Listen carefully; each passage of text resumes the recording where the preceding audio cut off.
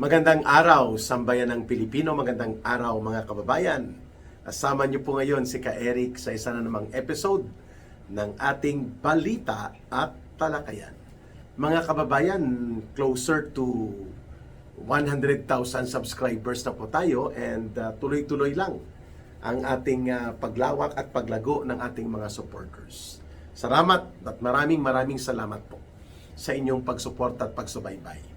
Of course, maraming salamat din po sa inyong pagtangkilik sa amin dyan sa programa namin ni Ma'am Lorraine sa Bigwas ng Agila. Sa puntong ito ay bibigyan natin ng update itong pinakahuli na move o mga hakbang sa bahagi po ng Marcos government para ipasampa ang panibagong kaso ng panggigipit at panunupil laban sa isa na namang senador, kay Senator Rodante Marcoleta. Kasong plunder and indirect bribery at tatlo yata puro criminal cases na isinampa ng field office ng ombudsman na NCR yata ito, National Capital Region, sa central office ng ombudsman. At ito ay nagre-request na ng agarang pagsasampa sa Sandigan Bayan for resolution. Sinama po sa kaso na ito laban kay Senator Marcoleta si dating Congressman Mike Defensor at may dalawa pang individual. May kaugnayan po ito sa sinasabi na pagtanggap ni Senator Marcoleta ng campaign fund donation noong eleksyon ng 2025. Di umano, hindi niya inihayag at hindi inamin at ito ay naimbestigahan ng COMELEC. Ang pinag-uusapan po ay mga 75 million pesos na campaign donation. Si dating Congressman Mike Defensor ay nagbigay di umano ng donation na 30 million, then may dalawa pa na tag 25 and then 20. So, ito ngayon ay ginawa ng issue for possible case build-up. Bagamat ito ay dinismiss ng COMELEC ang reklamo ng illegal campaign contribution or non-disclosure of campaign contribution. Subalit, mayroon pong ginawa na naman na panibagong hakbang itong panggigipit na walang katapusan sa gobyerno ni Marcos Jr. para lamang po perwisyuhin at nang tuluyang tumiklop at lumuhod at wag nang tumulong pa na manindigan laban sa administrasyon ni Marcos ang mga senador. Lalo pa ngayon na nakuha na po ang majority decision or majority block sa numero po ng mga senador. Ngayon, pinag-iisa-isa po na tinatarget sila ng gobyerno ni Marcos. Mantakin mo, kakasuhan ka ng plunder, ha? And that is a non-bailable offense or non-bailable crime. Kapag ito ay ipinaakyat sa korte at ang korte ay maglalabas ng arrest order, makukulong po habang hindi pinapayagan ng korte na makapagpiyansa sina Senator Marcoleta at dating Congressman Mike Defensor. Ganon din po ang ginawa ng gobyernong ito na very vindictive, mapang abuso sa kapangyarihan at paggamit ng batas ng kanila po na inipit din ng gobyernong ito si Senator Jinggoy Estrada. Matapos na siya ay nanindigan na ipagtatanggol nila ang majority na posisyon at ang kanilang panawagan na kailangan po mabuksan na muli ang investigasyon sa Senate Blue Ribbon Committee at hindi sila papayag na kontrolin at mamanduan sila ng gobyerno ni Marcos. So, kinasuhan din siya o nirekomenda po ng Department of Justice na kakasuhan si Senador Jinggoy Estrada. Maliban po sa kanila, mayroon pang mga inihahanda na mga kaso o mga pangaharas laban po kay Senator Bongo, Senator Joel Villanueva, Senator Chis Escudero. Ayan. Dahil talagang hindi maatim at hindi makakayang tanggapin ni Marcos Jr., di ko kayang tanggapin na hindi na si Soto at Lacson, hindi na kasi si Soto at Lacson ang nagmamando ngayon ng kumpas ng mayoriya sa Senado. Kaya hindi po makokontrol at madidiktahan ni Ginoong Marcos ang proseso ng impeachment laban sa Vice President. At pangalawa, of course, ay malinaw na takot din si Marcos na muling magbubukas ang Senate Blue Ribbon Committee na hindi po niya makakaya na ito ay mapipigilan pa sakali mang ipatawag na sa Senado ang ilang mga importante na mga witnesses that can cause explosive and very damning revelation laban po kay Marcos Jr. at kay Martin Romualdez. Itong the brave 18 soldiers, mga dating sundalo, Marines, karamihan na sila ay naka-detail dati bilang security team ni Ginoong Saldico at sila ang ginamit para mag-deliver ng mali-maleta na mga pera at iba pang mga toni-tonelada na partida ng perang pinagkakitaan sa sindikato sa pangungulimbat ng Kabanang Bayan. At ganon din ang possibility ng pagbibigay platform kay Ginoong Saldico na siya ay makapag-testify gamit po ang via Zoom conference at ang iba pa niyang mga staff like si Ginoong Mark Tiksay at si Paul Estrada na ayon po sa mga salaysay ng mga former Marines o yung the brave 18 na mga nagtestigo po o nais tumistigo sa Senado, itinuturo nila na itong si Mark Tiksay at si Paul Estrada, ito yung kumakamada at nagme-maintain ng mga listahan ng mga pinapadalhan at dinideliveran po ng mali-maleta na mga limpak-limpak na pera na kinolekta nila Ginoong Saldico mula sa mga contractors at mga cash advances nila. Dahil nga buong sistema ng sindikato sa pangungulimbat at sistematikong pangungurakot ay alam na alam po ni Ginoong Saldico because he was part before of the inner circle ni Marcos nang siya po ang itinalaga bilang Committee on Appropriations Chairperson for almost 2 years and a half, mga kababayan. At ito naman ngayon ang gustong gawin ni Marcos matapos na wala ang kontrol ng Senado sa manipulasyon at dikta nila Ginoong Marcos.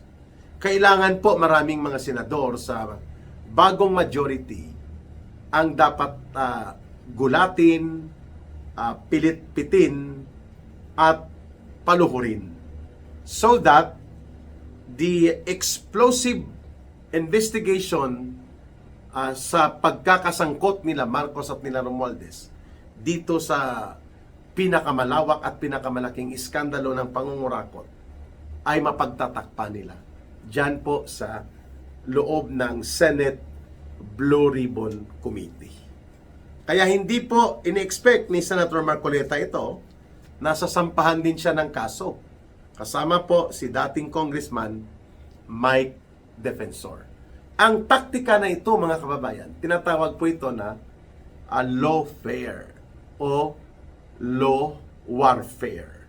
Ginagamit ang mga batas at ang kaakibat na mga pagsasampa ng kaso at reklamo batay sa mga batas na tinitingnan nila like use of unlawful means of publication, cyber libel, o kaya inciting to sedition. Lahat ng ito po, ginamit na sa mga iilang mga personalities sa oposisyon. Pero itong plunder, laban kay Senator Marcoleta at kay dating Congressman Mike Defensor, napakadelikado po ito.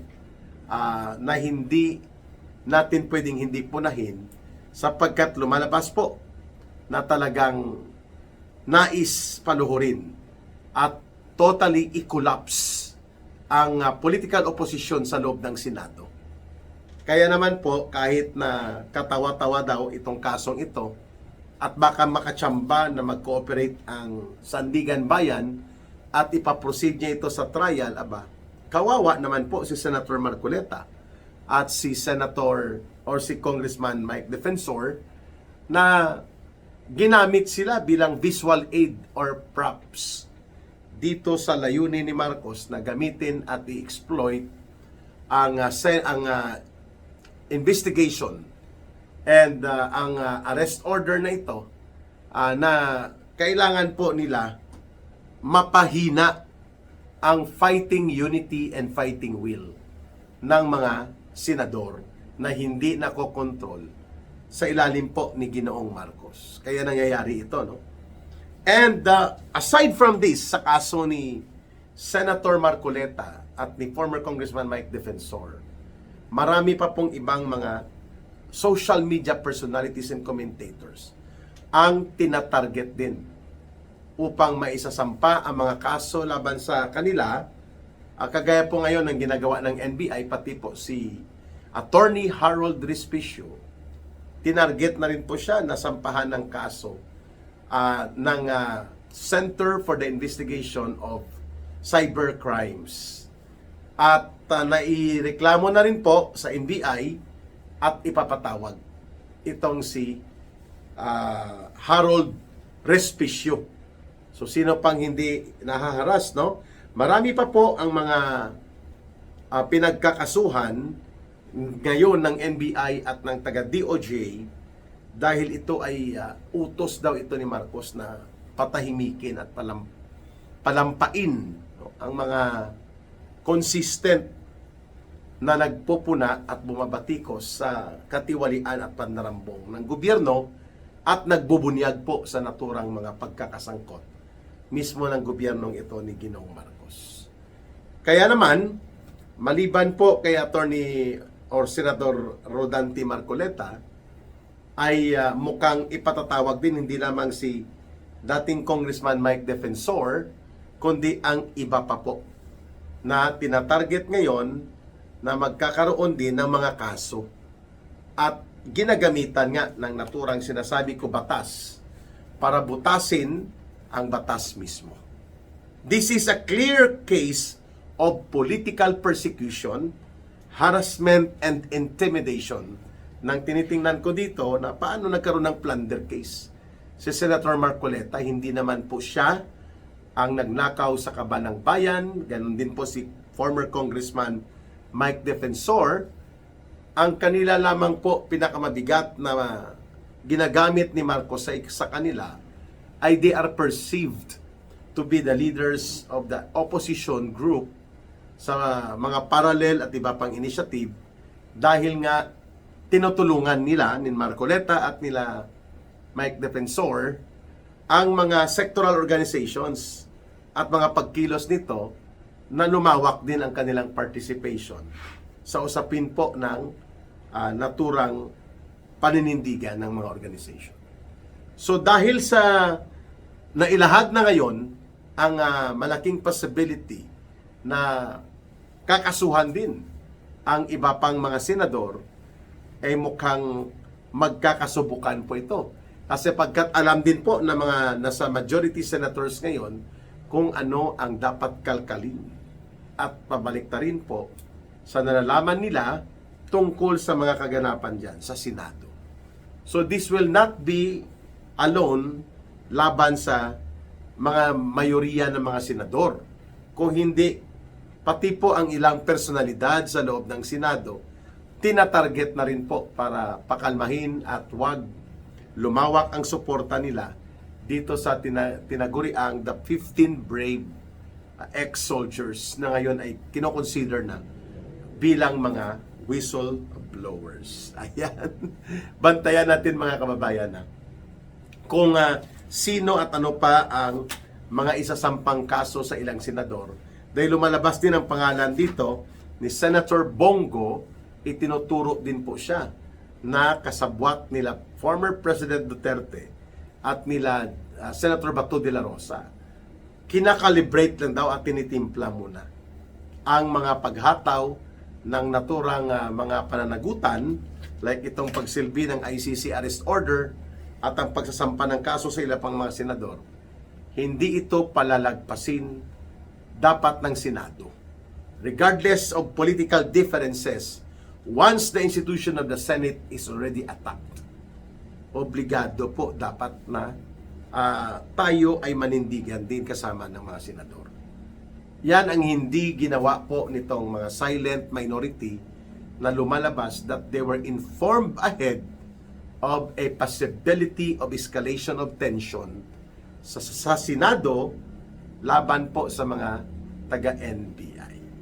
So abangan po natin ang magiging reaksyon nila dating Congressman Mike Defensor at Senator Rodante Marcoleta dito sa weaponization o ang paggamit bilang armas sa panunupil at pangaharas laban po sa mamamayang Pilipino na mga kababayan. No?